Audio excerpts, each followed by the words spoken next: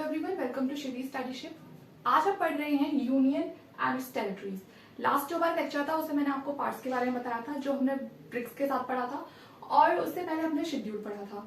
अगर आपको मेरे लेक्चर्स समझ आ रहे हैं और पसंद आ रहे हैं तो आप मेरे टेलीग्राम चैनल को ज्वाइन कर सकते हो, और आप इसके पहले के जो लेक्चर्स हैं अगर आप उन्हें देखना चाहते हो तो नीचे डिस्क्रिप्शन बॉक्स में आपको प्लेलिस्ट का लिंक मिल जाएगा, वहां जाके आप हमारे सारे लेक्चर्स देख सकते हैं।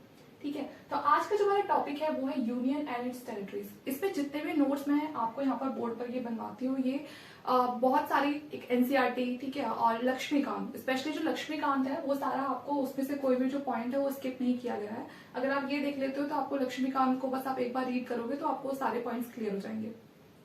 तो यहाँ पर यूनियन एंड इट्स टेरिटरी की हम बात करेंगे, जिसमें हम आर्टिकल 1, आर्टिकल 2 और आर्टिकल 3 को भी कवर करेंगे। ठीक है, तो चलिए स्टार्ट करते हैं अपने लेक्चर को। तो सबसे पहले ये छोटा सा एक इंट्रो होगा जिससे आपको यूनियन और जो टेरिटरी है उसमें दोनों में आप डिफरेंशिएट कर पाएंगे।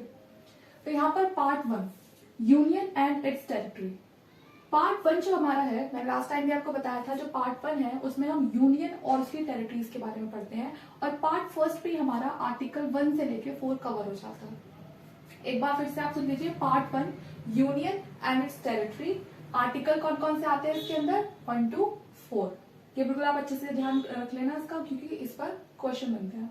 यूनियन ऑफ स्टेट्स, जो इंडिया है उसको यूनियन ऑफ स्टेट्स कहा जाता है। क्यों कहा जाता है अभी हम थोड़ी देर में पूरा एक्सप्लेन करेंगे आपको। आर्टिकल 1 के अंदर जो कहा है, Bharat as a union of states rather than a federation of state, कि भारत को यूनियन ऑफ स्टेट्स कहा गया है। मतलब ये कहना ज्यादा सही रहेगा, किससे? फेडरेशन ऑफ स्टेट्स से, क्योंकि जो भारत है वो अपने आप में यूनियन है, स्टेट्स है, हम फेडरलिस्ट को भी फॉलो करते हैं, लेकिन अगर हम एक पूरे बड़े लेवल पे देखते हैं तो हम उसे यूनियन ज्यादा कहेंगे, क्योंकि जो पावर होती है ज्यादा वो किसके पास होती है? वो यूनियन के पास होती है। यूनियन जो हमारा स्ट्रॉन्ग जो सेंटर है उसके पास होती है। वो स्टेट से जुड़े हुए कोई भी फैसले ले सकता है, किसी भी तरह की चेंजेस ला सकता है। तो इसीलिए भले ही हम फेडरल है, लेकिन जो ज्यादा पावर है वो किसके पास है? वो यूनियन के पास है। तो इसीलिए भारत को यूनियन कहा गया है। ये दो चीज इसमें देखिए, नेम ऑफ द कंट्री और type of polity. Union of state कहो या फेडरेशन ऑफ स्टेट, इन दोनों ही चीज से हमें एक चीज तो पता चल जाती है कि भारत का जो नाम है, ठीक है, भारत, उसे पूरा ऐसा क्यों कहा गया है कि Bharat as a union of state. और दूसरा type of polity, federation of state से हमें जो उसकी टाइप ऑफ पॉलिटी है उसका पता चलता है कि सेंटर है, स्टेट है, इस तरह से। अब यहाँ पर जो इंडिया का जो नाम है, ठीक है, आपने देखा होगा इंडिया डेट इज भारत, हमें ज्यादातर ऐसे लिखा हुआ मिलता है। अब यहाँ पर no unionity in the constituent assembly, ठीक है, जब देश आजाद हुआ और बात ये आई कि भारत का, ठीक है, या हमारी जो कंट्री है उसका नाम क्या रखा जाए, तो कुछ लोगों ने कहा कि इंडिया रख लेते हैं, जो मॉडर्न थे। कुछ ने कहा कि नहीं, हम अपना जो ट्रेडिशनल नेम है भारत, हम उसको कंसिडर करेंगे, वो होना चाहिए। तो इस वजह से इस बात का कंक्लूजन क्या निकलता है, जब कॉन्स्टिट्यूंट असेंबली है वो अडॉप्ट करती है अ मिक्स ऑफ बोथ, ठीक है, वो दोनों का मिक्स ले लेती है, और नाम क्या पड़ता है? इंडिया डेट इज भारत, ठीक है, इंडिया डेट इज भारत, दोनों का मिक्स हो गया, इंडिया भी आ गया और भारत भी आ गया। तो यहाँ पर दोनों ही तरह के जो लोग थे, मॉडर्न भी और जो ट्रेडिशनल भी, दोनों की बात को मान के इंडिया डेट इज भारत ये नाम रख दिया। ठीक है, country described as union although its constitution is federal in nature. अब यहाँ पर इस लाइन का मतलब क्या है? अगर हम भारत को देखते हैं, हमारी अपनी कंट्री को देखते हैं, तो उसको डिस्क्राइब किया गया है यूनियन की तरह, लेकिन अगर आप कॉन्स्टिट्यूशन को देखते हैं तो वहां पर क्या बताया है कि it is federal in nature. जो हमारा कॉन्स्टिट्यूशन है वो कैसा है? वो नेचर पे फेडरल है। फेडरल कैसे है? क्योंकि हमारे पास सेंटर तो है, लेकिन हमने इंडिया के अंदर छोटे छोटे स्टेट्स भी तो बना रखे हैं, तो इसीलिए हमारा कॉन्स्टिट्यूशन क्या बताता है कि इसका जो नेचर है वो क्या है? वो फेडरल भी है, लेकिन कंट्री को हम कैसे देखेंगे? पूरा यूनियन की तरह देखेंगे। Doctor B.R. अम्बेडकर ने क्या कहा? Union of states has been preferred to federation of state for 2 reason. उन्होंने कहा कि जो यूनियन ऑफ स्टेट है वो कहना ज्यादा सही इसलिए रहेगा फेडरेशन ऑफ स्टेट से। हम भारत को ज्यादा, हम जो अगर हम कहें तो हम ये कहेंगे कि जो हमारा भारत है वो क्या है? वो यूनियन की तरह काम करता है, हम उसे फेडरेशन नहीं बोलेंगे। अब इसके पीछे का रीजन क्या है कि क्यों नहीं बोलेंगे?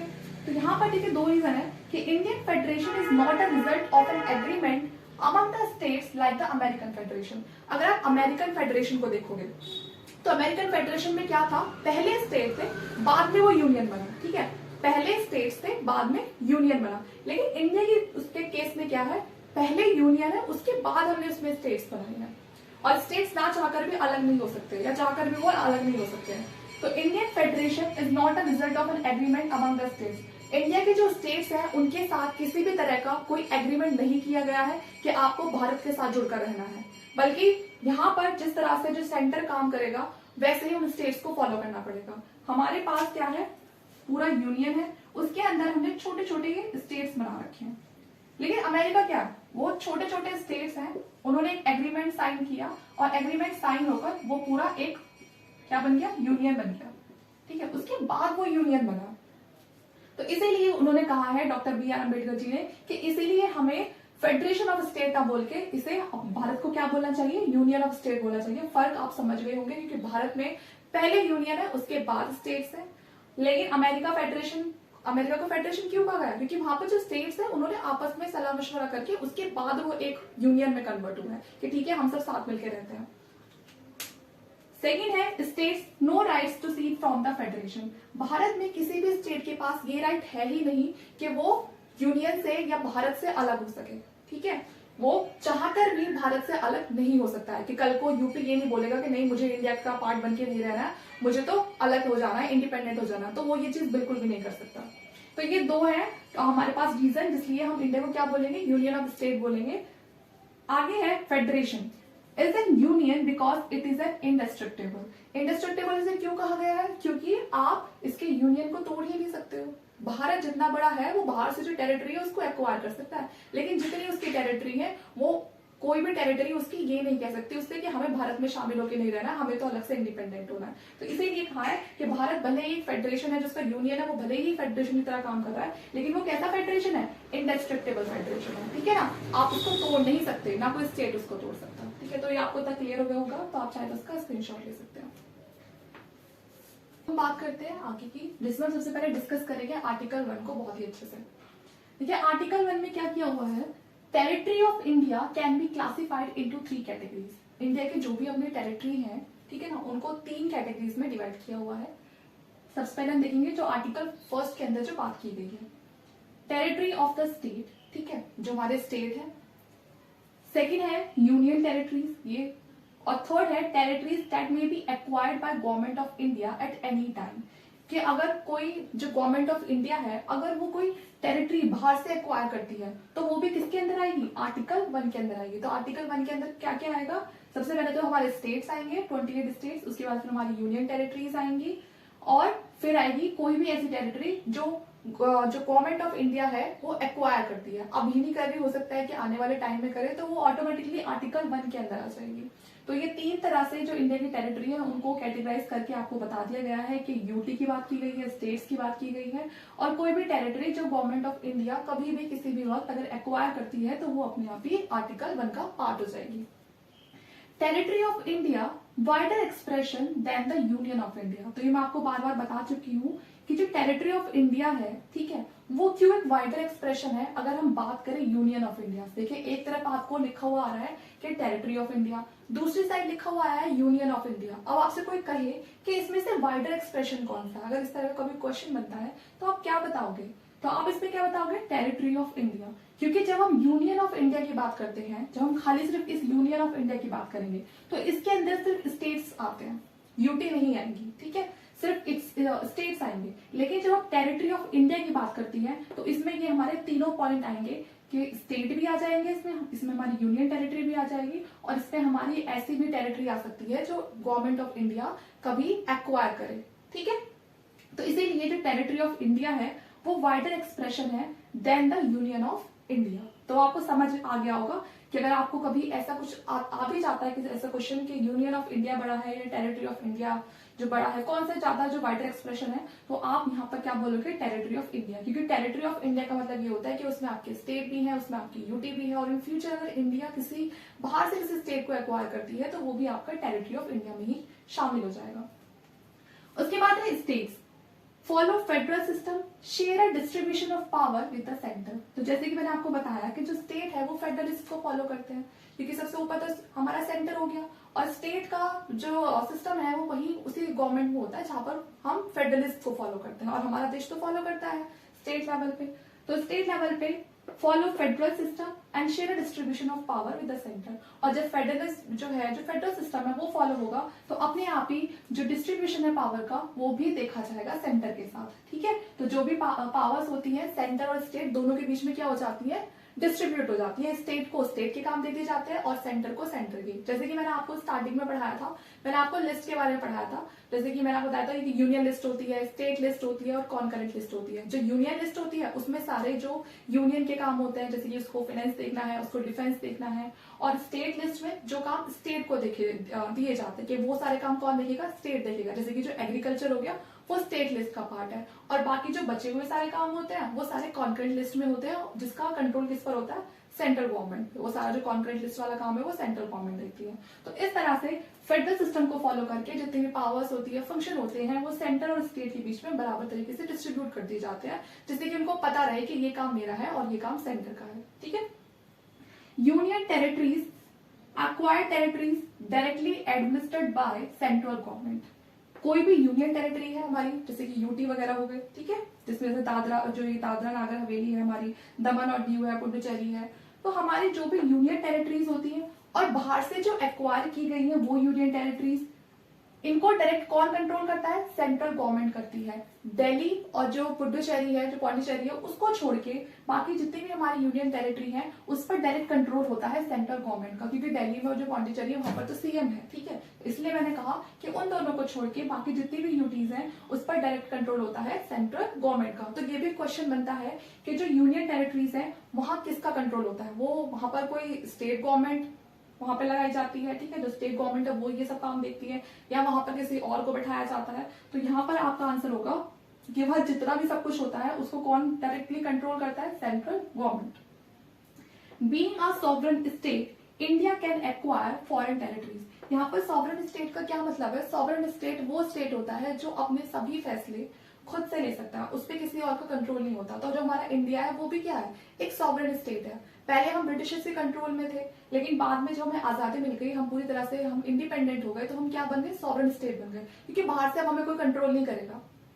तो इसीलिए being a sovereign state India can acquire foreign territories. जो इंडिया है वो बाहर की जो फॉरेन टेरिटरीज है, जो कि अभी इंडिया का पार्ट नहीं है, वो जो फॉरेन टेरिटरीज है उनको भी एक्वायर कर सकता है। कैसे कर सकता है, फर्स्ट है सेशन। इसमें क्या होगा कि या तो भारत है, जो इंडिया है वो किस तरह से जो फॉरेन टेरिटरीज है उनको ऑक्यूपाई कर सकता है या उनको एक्वायर कर सकता है। तो ये तीन ऑप्शन आपके सामने है, पहला है सेशन, दूसरा है ऑक्यूपेशन और फिर थर्ड है कॉन्क्वेस्ट। सेशन में क्या होता है, या तो किसी तरह की ट्रीटी की हुई हो, या परचेज किया हो, या गिफ्ट के तौर पे इंडिया को कोई फॉरेन टेरिटरीज मिल गई हो, या प्लेबिसाइड। प्लेबिसाइड होता है कि वहां पर जो रहने वाले जो लोग हैं उनसे पूछा जाए कि वो भारत में शामिल होना चाहते हैं या नहीं चाहते हैं। तो इस तरह से सेशन के थ्रू जो फॉरेन टेरिटरीज है वो इंडिया का पार्ट बन सकती है, और ये सारे काम होंगे इंटरनेशनल लॉ के अकॉर्डिंग। उसके बाद है ऑक्यूपेशन। ऑक्यूपेशन में क्या है कि मान के चलिए कोई ऐसी टेरिटरी है जिसपे किसी का रूल नहीं है, ठीक है, तो वहां पर क्या कर सकते हैं, जो इंडिया है वहां पर जाके उसको अपना इंडिया का पार्ट बना सकता है। जो कॉन्क्वेस्ट करके, कॉन्क्वेस्ट आप सबको पता है कि किसी भी चीज को जीत कर वो भी फॉरेन टेरिटरीज इंडिया का पार्ट बन सकती है। तो इस तरह से जो तीन ये ऑप्शन है इनमें से आप किसी को फॉलो करके फॉरेन टेरिटरी को इंडिया का पार्ट बना सकते हैं। यहाँ पर ये कुछ एग्जांपल दिए हुए हैं कि किस तरह से जो दूसरी फॉरेन टेरिटरीज थी उसको इंडिया ने एक्वायर किया, जिसमें दादर जो नागर हवेली है वो, गोवा और सिक्किम, क्योंकि गोवा और सिक्किम भी अभी स्टेट है लेकिन स्टार्टिंग में वो भी क्या थी, फॉरेन टेरिटरीज थी जिनको इंडिया का पार्ट बनाया गया था।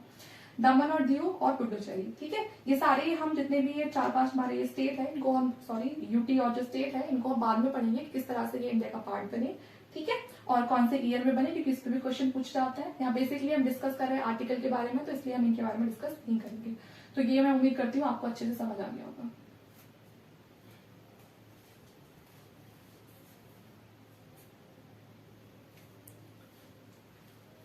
यहाँ पर मैं आपको क्या बता रही थी, आर्टिकल फर्स्ट, ठीक है, तो एक बार फिर से रिवाइज कर लेते हैं। पार्ट 1 यूनियन और टेरिटरी, आर्टिकल 1 से लेके 4। आर्टिकल 1 में हमने क्या देखा, टेरिटरी ऑफ इंडिया, जिनको क्लासिफाई किया जाता है 3 कैटेगरी में, जिसमें हमारी स्टेट आ जाते हैं और हमारी यूनियन टेरिटरी आ जाती है, और हमारी ऐसी टेरिटरीज भी आ जाती है जो बाहर से इंडिया ने जो जिन टेरिटरीज को एक्वायर किया है, और हो सकता है कि इन फ्यूचर फिर से करें तो वो भी ऑटोमेटिकली हमारा आर्टिकल फर्स्ट का पार्ट हो जाएंगे। Territory of India wider expression है यूनियन ऑफ इंडिया से, क्योंकि यूनियन ऑफ इंडिया के अंदर सिर्फ स्टेट्स इंक्लूड होते हैं, जबकि टेरिटरी ऑफ इंडिया के अंदर ये तीनों ही पॉइंट आ जाएंगे आपके। स्टेट फॉलो करता है फेडरल सिस्टम को, इसीलिए जो पावर का और फंक्शन का डिस्ट्रीब्यूशन होता है वो स्टेट के और सेंटर के बीच में हो जाता है, जिसमें स्टेट को उसके काम बता दिए जाते हैं और सेंट्रल को उसके काम बता दिए जाते हैं। यूनियन टेरिटरीज हो या चाहे एक्वायर्ड टेरिटरीज हो, उन पर डायरेक्टली कंट्रोल होता है सेंट्रल गवर्नमेंट का। इंडिया सॉवरेन स्टेट है, अपने फैसले खुद ले सकता है, वो फॉरेन टेरिटरीज को भी एक्वायर कर सकता है। ये तीनों आपके सामने है, सेशन के थ्रू, ऑक्यूपेशन के थ्रू या कॉन्क्वेस्ट के थ्रू, और ये हमारे पास यूटी है। और अभी इनमें से जो गोवा और सिक्किम वो स्टेट बन चुके हैं, तो इनको भी इंडिया ने एक्वायर ही किया था। ठीक है, आप चाहे तो इसका स्क्रीनशॉट लीजिए। बात करते हैं यहाँ पर आर्टिकल 2 की। आर्टिकल 1 हमने देखा था, जिसमें बताया था कि जो स्टेट के बारे में बताता है, यूनियन टेरिटरीज के बारे में बताता है, और जो भी हम फॉरेन टेरिटरीज ऑक्यूपाई करते हैं, कि एक्वायर करती है इंडिया, तो वो आर्टिकल 1 का पार्ट हो जाती है। अब आर्टिकल 2 हमें क्या बताता है? Grants to power to the parliament. इसमें पार्लियामेंट को 2 पावर्स दी हुई हैं। पहली है power to admit into union new state which are already in existence, कि जो इंडिया है वो किसी भी दूसरे स्टेट को, ठीक है, जो बाहर कोई भी न्यू स्टेट है उसको यूनियन में शामिल कर सकती है, लेकिन ये स्टेट ऐसा होना चाहिए जो पहले से क्या है, ऑलरेडी इन एग्जिस्टेंस। ठीक है, मतलब पहले से वो स्टेट है। तो ये तो है जो आर्टिकल 2 है उसके ए पार्ट में, power to admit new state, ठीक है ना, विच आर ऑलरेडी एग्जिस्टेंस। तो इसके आप ध्यान रखना। और जो सेकंड आर्टिकल 2 का जो पार्ट बी होगा, उसमें बता रहा है power to establish a new state, और वो अलग से कोई न्यू स्टेट भी स्टैब्लिश कर सकती है। ठीक है, तो यहाँ पर आप ये मान लो कि यहाँ पर एडमिशन और स्टैब्लिशमेंट दोनों की बात हो रही है। एडमिट वो स्टेट किया जा रहा है जो पहले से है, और साथ में कोई आप न्यू स्टेट भी स्टैब्लिश कर सकते हो। तो ये आर्टिकल 2 के अंदर पार्लियामेंट को 2 पावर मिल जाती है। तो आर्टिकल 2 भी आपको क्लियर हो गया होगा। अब बात करते हैं आर्टिकल 3 की, ऑथराइज द पार्लियामेंट टू। अब यहाँ पर पार्लियामेंट को क्या पावर्स दी हुई है आर्टिकल 3 के अंदर? एक तो वो न्यू स्टेट बना सकता है, लेकिन ये सारी बात चल रही है इंडिया के खुद के अंदर, अब यहाँ बाहर से कोई मतलब नहीं है। तो वो न्यू स्टेट बना सकता है, या तो किसी एक स्टेट को सेपरेट करके। मान के चलिए कि यूपी बहुत बड़ा, तो उसने सोचा पार्लियामेंट में कि यूपी को क्या करते हैं, 2 स्टेट्स में डिवाइड कर देता है। तो या तो सेपरेशन के थ्रू बना सकता है कोई भी नया स्टेट, या यूनाइट करके। सोचा कि जो गोवा है वो बहुत छोटा था, ठीक है, उसे मुंबई के जो महाराष्ट्र है उसके साथ उसे हम यूनाइट कर देते हैं। तो इस तरह से कोई न्यू स्टेट बना सकता है, सेपरेशन से भी और यूनाइट करके भी बना सकता है। स्टेट और टेरिटरीज दोनों, मतलब जो स्टेट्स है, जो यूनियन टेरिटरीज है, दोनों को जो पार्लियामेंट है उसके पास ये पावर है कि वो इस तरह से कोई भी न्यू स्टेट बना सकता है। दूसरा क्या है, increase the area of any state. वो किसी भी स्टेट का एरिया इंक्रीज कर सकता है, किसी भी स्टेट का वो जो एरिया है उसको कम भी कर सकता है, जो बाउंड्रीज है किसी भी स्टेट की उसको ऑल्टर कर सकता है, उसको चेंज कर सकता है, किसी भी जो स्टेट है उसका नाम बदल सकता है। तो ये सारी पावर दी हुई है आर्टिकल 3 में। आर्टिकल 2 में बात की है जो इंडिया से बाहर जो स्टेट है, ठीक है, उनको एडमिट भी कर सकता है और किसी नई स्टेट को स्टैब्लिश भी कर सकता है। आर्टिकल 3 में बात की गई है इंडिया के अंदर की, जो इंडिया के जो अंदर स्टेट है उनके साथ किसी भी तरह की, उनकी बाउंड्रीज के साथ, उनके नाम के साथ, उनके साइज के साथ, ठीक है, या उनको एक स्टेट को तोड़ के 2 स्टेट बना सकता है, या 2 स्टेट को जोड़ के एक स्टेट बना सकता है। तो ये सारी पावर दी हुई है आर्टिकल 3 पर। अब ये सारी जब वो काम करेगा तो कोई प्रोसीजर भी उसे फॉलो करना पड़ेगा। तो ये इसका प्रोसीजर है कि आर्टिकल 3 के अंदर अगर ये सारे काम किए जाते हैं, स्टेट को बनाना, तोड़ना, ठीक है ना, उसका एरिया बढ़ाना या उसका नाम बदलना, तो क्या प्रोसीजर फॉलो किया जाता है? सबसे पहले एक बिल पास किया जाता है, मतलब एक बिल निकाला जाता है। किसी भी जो हाउस है पार्लियामेंट में, लोकसभा, राज्यसभा, किसी भी हाउस में आप उस बिल को इंट्रोड्यूस कर सकते हो, और लेकिन पहले आपको किसकी परमिशन लेनी पड़ती है? प्रेसिडेंट की लेनी पड़ती है। ठीक है, तो प्रेसिडेंट की रिकमेंडेशन पे आप उस बिल को किसी भी हाउस में, चाहे तो लोकसभा या फिर राज्यसभा, किसी भी हाउस में आप उसको इंट्रोड्यूस कर सकते हो। फिर है if it affect the boundary और the name of any state, president refer to the state legislature. अब अगर वो जो बिल निकाला है, ठीक है ना, जो बिल इंट्रोड्यूस किया है, अगर उस बिल में कुछ ऐसा लिखा हुआ है कि किसी भी स्टेट की आप किसी बाउंड्री के साथ कुछ करने वाले हो, ठीक है, किसी भी स्टेट की अगर वो बाउंड्री को अफेक्ट करता है, तो उस केस में क्या होगा, जो प्रेसिडेंट है वो अब उस बिल को कहाँ भेजेगा? स्टेट लेजिस्लेचर में भेजेगा। ठीक है ना, स्टेट का जो स्टेट असेंबली होती है वहां पर भेजेगा, स्टेट लेजिस्लेचर के लिए भेजेगा। Express view with in time limit otherwise deem pass. अब जो स्टेट लेजिस्लेचर है, उस स्टेट की जो गवर्नमेंट है, ठीक है, उसको प्रेसिडेंट ने इन्फॉर्म कर दिया उस बिल को वहां पर भेज के। अब जो स्टेट लेजिस्लेचर है उसको एक टाइम पीरियड में, उसको एक टाइम दिया जाता है कि इतने टाइम पीरियड में आप अपने जो व्यूज हैं इस बिल के साथ वापस कर दीजिए। अब यहाँ पर अगर वो जो स्टेट लेजिस्लेचर है या तो वो अपने व्यूज रिप्रेजेंट करता ही है, एक्सप्रेस करता ही है, अगर वो नहीं भी करता तब भी वो क्या मान लिया जाता है, वो बिल पास मान लिया जाता है। ये समझ जो सेंटर है वो उस बिल को पास मान लेता है, क्योंकि स्टेट लेजिस्लेचर के रिजेक्ट करने से, एक्सेप्ट करने से, उसके व्यूज से ना तो पार्लियामेंट पे कोई असर होता है और ना ही जो प्रेसिडेंट है ना उस पर होता है। उन्होंने जो सोचा है वो तो वो कर रहेंगे, वो जस्ट उसको एक इन्फॉर्मेशन दे रहे हैं कि ठीक है हम आपको पहले से इन्फॉर्म कर रहे हैं कि हम ऐसा कुछ करने वाले थे। तो इसीलिए 4th पॉइंट क्या कह रहा है हमारा, president of parliament is not bound by the views of state legislature. ठीक है ना, इन पर प्रेसिडेंट ऑफ पार्लियामेंट पर स्टेट लेजिस्लेचर की जो व्यूज होते हैं उसका कोई बाउंडेशन नहीं होती। अगर स्टेट लेजिस्लेचर चाहता है कि ये चीज ना की जाए तो प्रेसिडेंट ऑफ पार्लियामेंट बिल्कुल भी ये नहीं कहेंगे ठीक है अगर स्टेट लेजिस्लेचर मना कर रहा है तो ठीक है हम ये काम नहीं करेंगे, उनको जो करना है वो तो वो करके रहेंगे। तो इसीलिए स्टेट लेजिस्लेचर की बात का यहाँ पर कोई फर्क नहीं पड़ता है। अब इसका देखिए कंक्लूजन क्या निकलता है कि जो पार्लियामेंट है, अब सबसे ज्यादा पावर किसके पास है, पार्लियामेंट के पास ही है, क्योंकि स्टेट लेजिस्लेचर के पास वो बिल भेज तो दिया लेकिन उनकी बात का कुछ कहने या ना कहने कोई फर्क तो पड़ता ही नहीं है। तो इसीलिए यहाँ से हमें ये बात समझ आती है कि जो पार्लियामेंट है it can redraw the map of India. ठीक है, ये इंडिया के मैप को किसी भी तरह से कैसे भी ड्रॉ कर सकता है, कि मतलब किसी भी स्टेट को कभी भी उसके साइज को बढ़ा सकता है, उसको छोटा कर सकता है। ठीक है, सेकेंड पॉइंट है टेरिटोरियल इंटीग्रिटी और continued existence of any state is not guaranteed by the constitution. कि कॉन्स्टिट्यूशन में किसी भी स्टेट को या उसकी इंटीग्रिटी को ये गारंटी नहीं दी हुई है कि जो स्टेट आज जैसी कंडीशन में है इन फ्यूचर उसका साइज वैसा का वैसा ही रहेगा, उसका नाम बिल्कुल सेम ही रहेगा। तो ऐसी टेरिटोरियल इंटीग्रिटी किसी भी स्टेट को नहीं दी गई है कॉन्स्टिट्यूशन में। टाइम के साथ उसमें चेंजेस किए जा सकते हैं, उसका जो एरिया है उसको इंक्रीज भी किया जा सकता है, डिमिनिश भी किया जा सकता है, उसकी बाउंड्रीज को ऑल्टर किया जा सकता है, उसके नेम को भी ऑल्टर किया जा सकता है।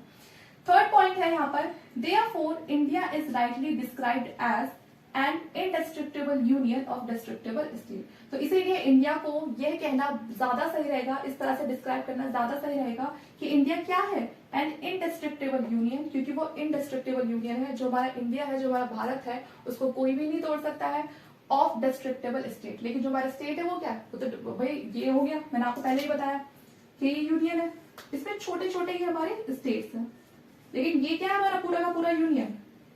इसका तो कोई कुछ नहीं बिगाड़ सकता ना, ऐसा तो नहीं है ना कोई भी स्टेट यहाँ से उठ के यहाँ पहुंच जाएगा कि मुझे अब इंडिया का पार्ट नहीं रहना। तो ये डिस्ट्रक्टेबल हो सकते हैं, क्योंकि ये स्टेट आज है, हो सकता है कल को इस वाले स्टेट पे मिला दे, तो उस स्टेट का जो वजूद है खत्म हो जाएगा, उसका एग्जिस्टेंस वो खत्म हो जाएगा। लेकिन जो यूनियन है, जो हमारी भारत है, वो तो अपने का अपना रहेगा।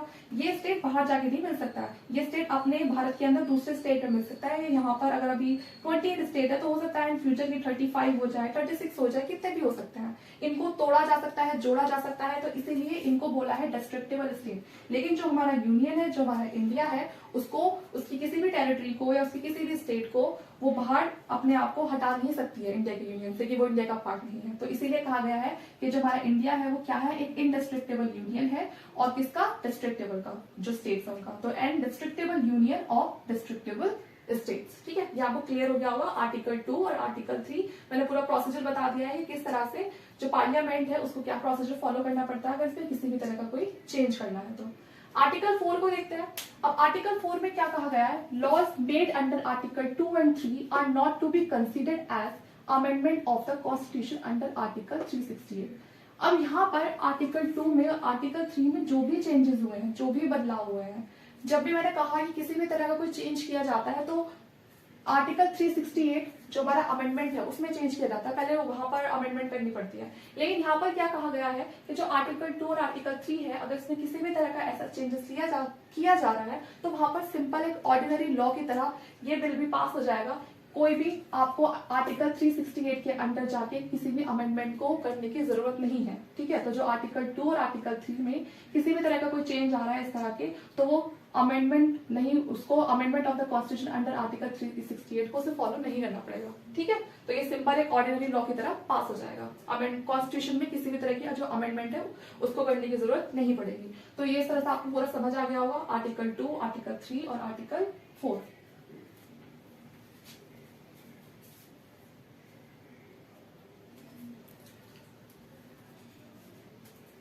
तो यहाँ से ये पूरा का पूरा आपको क्लियर हो गया होगा, मैंने आपको अच्छे से समझा दिया है। अब आपको बता रहा है कि आपको हमारा ये लेक्चर कैसा लगा। अगर आपको पसंद आता है तो प्लीज लाइक करके जाना, और आपको किसी भी तरह की कोई चेंजेस चाहिए तो आप वो भी हमें बता सकते हो कमेंट डाउन करके। और उम्मीद करती हूँ लेक्चर आपके लिए बहुत ज्यादा बेनिफिशियल रहेगा। आप चाहे तो हमारा टेलीग्राम चैनल भी ज्वाइन कर सकते हो, उसका जो लिंक है वो आपको नीचे डिस्क्रिप्शन बॉक्स में मिल जाएगा, और जो प्लेलिस्ट है उसका भी लिंक आपको वहीं पर मिल जाएगा। तो प्लीज वीडियो को जरूर लाइक कर देना, और हो सके तो जितना हो सके उतना शेयर करना। Thank you.